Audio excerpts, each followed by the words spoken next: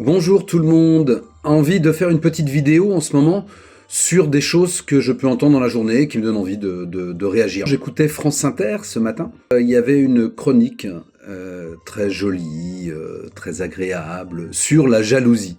Donc déjà, il faut le vouloir, arriver à faire quelque chose de joli et d'agréable et faire passer la jalousie pour quelque chose de poétique. Déjà, ça commence par la jalousie est une émotion.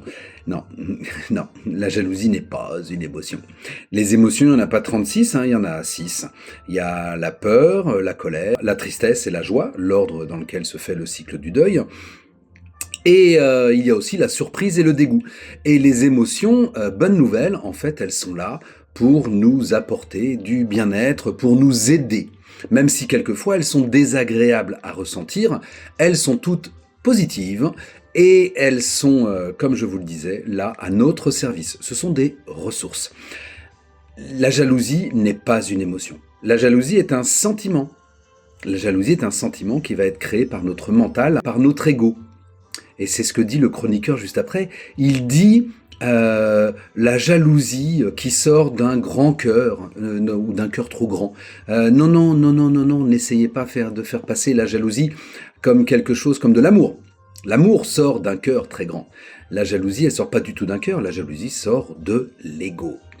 Et donc la bonne nouvelle là-dedans, c'est que autant les émotions, c'est compliqué de les maîtriser, car elles sont naturelles, et elles ont toujours existé, alors que la jalousie a été fabriquée avec notre ego.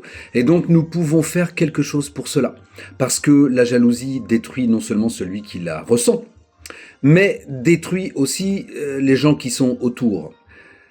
Donc, sans porter de jugement là-dessus, bien évidemment, si on est jaloux, c'est qu'on a sûrement de bonnes raisons au moment d'être jaloux, qu'on a peut-être vécu dans notre enfance des choses qui font qu'on a développé la jalousie, comme on peut développer l'égoïsme, etc. Il n'y a aucun jugement là-dessus. Mais par contre, ce qui est intéressant, c'est qu'on peut le travailler. Donc, les jaloux, je vous encourage, si jamais ça vous gêne dans votre vie ou que ça gêne vos partenaires, à travailler sur vous.